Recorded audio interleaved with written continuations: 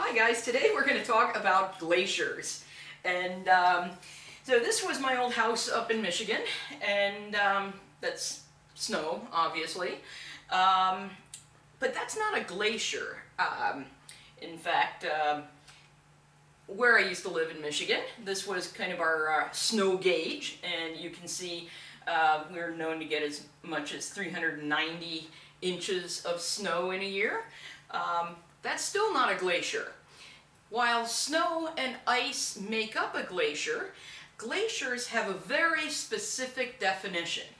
A glacier is a thick mass of ice that originates on land and it flows under its own weight. So you have to remember, it has to start on land, so that sea ice up in the Arctic doesn't count as a glacier. Glaciers are going to be on land and they are moving. So they actually flow and move around over time. And there are various types of glaciers. And in fact, if you decide to study geology, you might take a class in glaciology, which is everything you ever wanted to know about glaciers and more. And in that, you'll learn all these different types of glaciers and things. But for our class, there's two types of glaciers that you need to remember.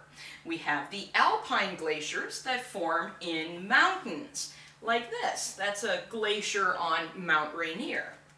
And then we have the continental glaciers. And these are these thick masses of ice that cover large areas of entire continents. So, for instance, what we have down in Antarctica or in Greenland. And these are sometimes also called ice sheets. So when I talk about the Greenland ice sheet, well, that's this continental glacier that's there. And these can get quite thick. They can be 3 to 5 kilometers thick in places. And this is the Greenland ice sheet. We have ice over here, and then this is land, and then that's the ocean there. So this is really the edge of that continental glacier. And that's just another view of Greenland. So part of that definition of a glacier is that they are moving. And they move in two basic ways. One way is called basal slip, and that's where the entire ice sheet slides a little bit over the ground. Now, the more important way is something called plastic flow. Plastic flow is where the glacier deforms internally. And this starts when the glacier gets to be about 50 to 60 meters thick. When it's about 50 to 60 meters thick, there's enough weight pushing down on the bottom of the glacier that it starts moving, it starts flowing. It's kind of like if you have some silly putty and you put your weight on it, right? You push on it, it starts flowing outwards. And that's what happens when the glacial ice gets thick enough.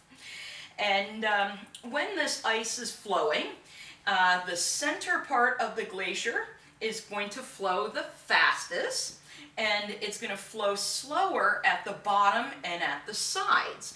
And that's simply because of friction, right? There's some friction acting between the rocks at the bottom of the glacier and at the sides of the glacier that holds that ice back a little bit. So your fastest flow will be in that center part of the glacier.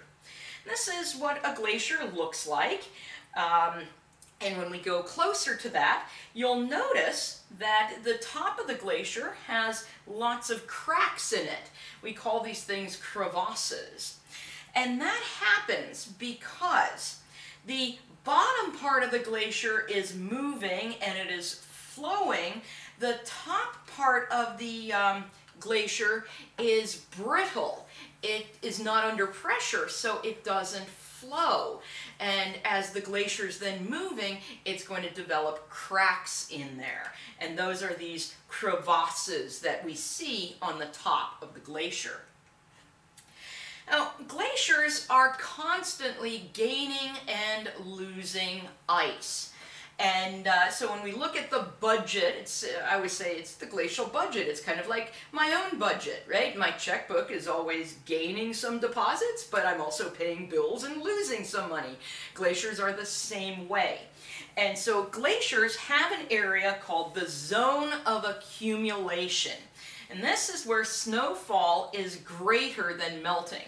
So I'm not saying no melting happens there. I'm just saying that we get more snow every year than what melts in a given year. The zone of ablation is the opposite. The snowfall in that area is less than melting.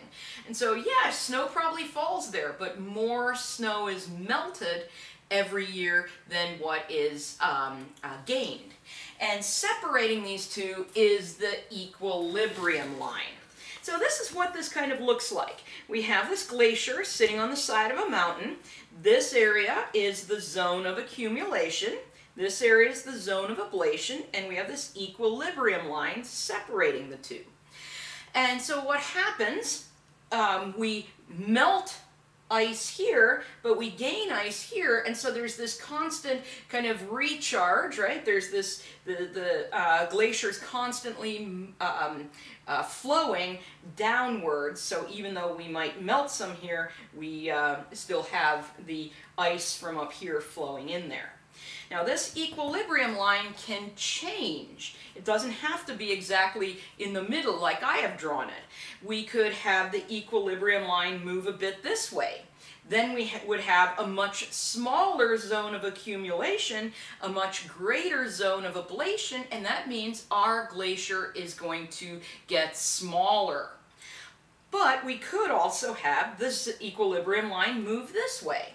And if that happens, well, we have a whole lot more accumulation than ablation, and the glacier will grow. This actually happened in a time period called the Little Ice Age. And during the Little Ice Age, in some villages in the Alps were actually consumed by glaciers. The glaciers grew and just engulfed these entire villages.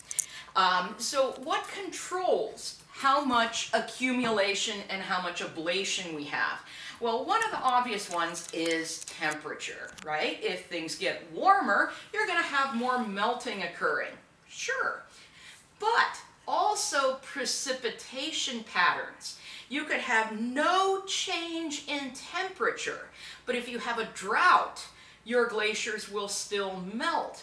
And that's because in this drought time period, you're still having the melting going on, but you're not adding as much snow, and your glaciers would still melt. So it's not just temperature that's important in affecting the growth or decline of glaciers, it's also the precipitation patterns. Now, glaciers are fantastic at shaping the landscape. In fact, some absolutely beautiful landscapes have been created by the movement of glaciers over them. And glaciers erode the landscape in two basic ways. One way is called plucking, and this is where the ice actually surrounds pieces of rock and picks them out of place. So here we would have ice up here moving and flowing, and it's actually going to pick up these little rocks, surround them, sometimes big rocks, and carry them off. But glaciers also cause abrasion.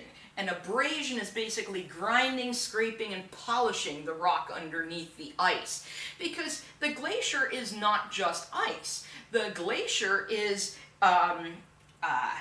it's all these rocks stuck in the ice as well. So it's quite a bit like, kind of like sandpaper, right? And as it goes over the surface, it's going to grind away and carve away the rock underneath it. Now, the amount of this abrasion depends on a few different things. It's going to depend on how thick is the ice, right? Because think of the sandpaper analogy. If you push down hard on the sandpaper, you're going to do a lot more sanding than if you just touch it real gently. It also is going to depend on the rock type that's stuck in the glacier and the rock type that's under the glacier. Think about if you had quartz in the glacier that has a hardness of 7, and you have limestone, which is made from the mineral calcite, under the glacier, which has a hardness of 3. So you have this this very hard rock and this very soft rock, you're really going to be able to grind away that soft rock. But let's say that was reversed. We have the really soft rock in the glacier, the really hard rock under it. Well, you're not going to have as much abrasion in that case, because that very hard rock underneath it is actually going to wear away the rocks within the glacier. So the amount of this abrasion that's caused depends on the thickness of the ice and then the rock type both in and under the glacier. And right here we can see some of the results of abrasion. Do you see this kind of polished surface of rock and then these scratches on it? Those scratches are called glacial striations. And they were created because a glacier covered this area and it dragged a rock right along there, carving in those scratches.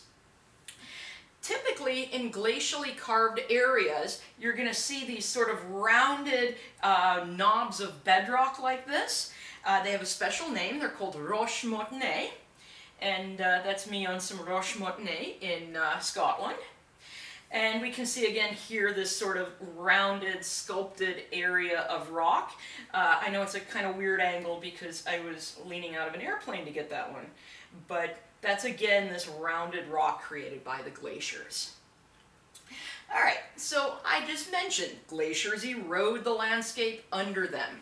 And they're very, very good at eroding the landscape under them. And one of the things that can be created by a glacier is something called a glacial trough. A glacial trough is a steep-sided, U-shaped valley that was created by ice, or carved by ice. And I'm going to show you what I mean by U-shaped valley. So let's take a quick look at a valley or canyon carved by a river. This has kind of a V shape right there, and the river's all the way down there. What's different about a glacial valley? Has more of this sort of U shape like that, or like this one right here. Now, here's what I mean by that. This would be looking at a river canyon. There's that V shape that I mean.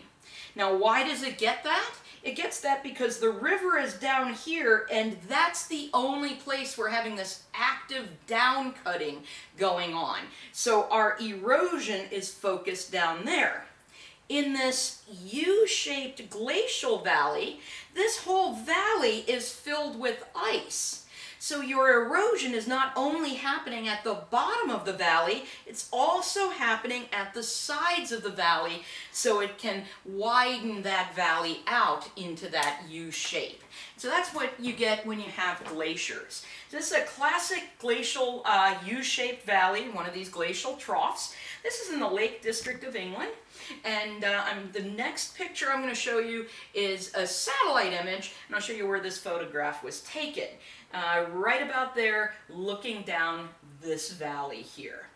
And so if we could go back in time, this valley would have been completely filled with ice. All right, but just like rivers have tributaries, right? Those smaller rivers that flow into the bigger one. Glaciers have tributaries as well. And these will carve what's called a hanging valley. And this hanging valley is a glacial trough of a tributary glacier, and it's going to be elevated above the main glacial trough. And that's what we're seeing right here. We're standing in the main glacial trough. And see this little U-shaped valley that's up there? That was where a tributary glacier was. So why is it elevated? Well, that tributary glacier wasn't as big, it wasn't as heavy or massive as the main glacier, so it didn't erode downwards as much. So once all of that ice melts, we're left with this valley above the main one. Now these are oftentimes marked with waterfalls, like what we see there. That's why, for example, you travel in Norway, there's waterfalls all over the place because the country was covered by glaciers in the not-so-distant past. If any of you guys have ever gone to Yosemite Valley, Yosemite National Park in California, there's a number of waterfalls there as well because that park was shaped by glaciers. All right, just like rivers have headwaters, they have this place where they begin, glaciers do as well, and that's called a cirque. And the cirque is this bowl-shaped valley at the head of a glacial trough. Now, in Scotland, you'll often call these things corries, and in Wales, you'll call them a coombe. So in Scotland, it would be called a corrie, and in Wales, a coombe. And yes, that is spelled C-W-M, because in the Welsh language, W is a vowel. Just think about what the letter says, W. So you pronounce it kind of as an oo sound. So I don't care which term you like, but generally in North America, we call these things, basically head of the glacier, a cirque. Now this is going to be a bowl shape or kind of an amphitheater shaped valley. So here we have the cirque or coombe right back there, and that's where this whole glacier begins and flows away from. Now what's that look like when we melt the ice? Well, it would look something like this. There's that sort of amphitheater or bowl-shaped valley right there. Now we're also going to have created eventually an arête. An arête is a steep bedrock ridge that's between two glacial troughs. Because often, as we have these alpine glaciers growing, we're going to have several of them coming off of a mountain, and we're going to have this bedrock ridge that separates them. And that's what we're seeing right here. There's a glacier there, there's a glacier there, there's our steep bedrock ridge separating those two glaciers. A classic landform of a place where we've had alpine glaciation is something called a horn. And a horn is going to be a steep-sided, pyramid-shaped peak. Probably the best known is the Matterhorn. My mom actually climbed that a few times. But in any case, how this forms is this was completely surrounded by glaciers. There is a glacier on this side carving it away. There's a glacier on this side carving away. Same thing on the other sides. So once that ice melts, we're left with this very steep-sided peak looking like that. Now this might be the classic example of that, but you do not need to go to Switzerland to see a horn because we have had glaciations affecting North America as well. And this is Engineer Peak in Colorado, and that is also a horn. Notice that nice steep sides, kind of that pyramid shape to it, and again, that's because this was completely surrounded by ice. So, in a glacial landscape, these are the landforms that you're going to have to basically remember. We have the cirques, where the glaciers begin. We have the trough, that big U-shaped valley. We have the horn, the pyramid-shaped peak. We have the arête that separates those two glaciers. And if those glaciers melt away, that's what that same landscape would look like, right? The glacial trough, hanging valleys, you see the cirques and so on in there. So make sure you can identify the things that I talked about. Oops. All right, but if glaciers are eroding all of this stuff away, well, we're going to be creating sediment, right? It's that whole balance in nature thing. So carve away some areas, deposit sediment in others. And all sediments of glacial origin are called drift. But there are different types of drift that exist. Till is going to be deposited directly by the ice, and it's going to be unsorted and unstratified. So unsorted means all different sizes of material in there, and unstratified means you're not going to see any layering in there, because basically the ice melted and whatever was in it gets dropped off. And that's what it is going to look like, right? We don't see any distinctive layers in there. There's all different sizes of material. Might also look like this. Again, no distinctive layers, all kinds of different sizes of rock and sediment in there. Now our other type of sediment is stratified drift. And stratified drift, well, stratified means you're going to start seeing layers layering in there. And the reason this developed, and it's also going to be sorted, is as the glacier melts, we get a lot of water. And that water coming off the glacier is going to be carrying this sediment. And water deposited sediment gets layering in it.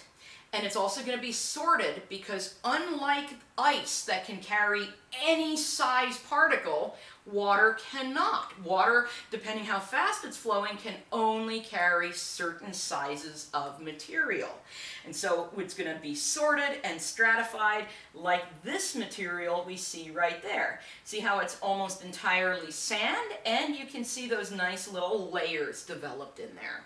So those are the types of glacial sediment, and when we get back for volume 2, we'll go over landforms created by that sediment.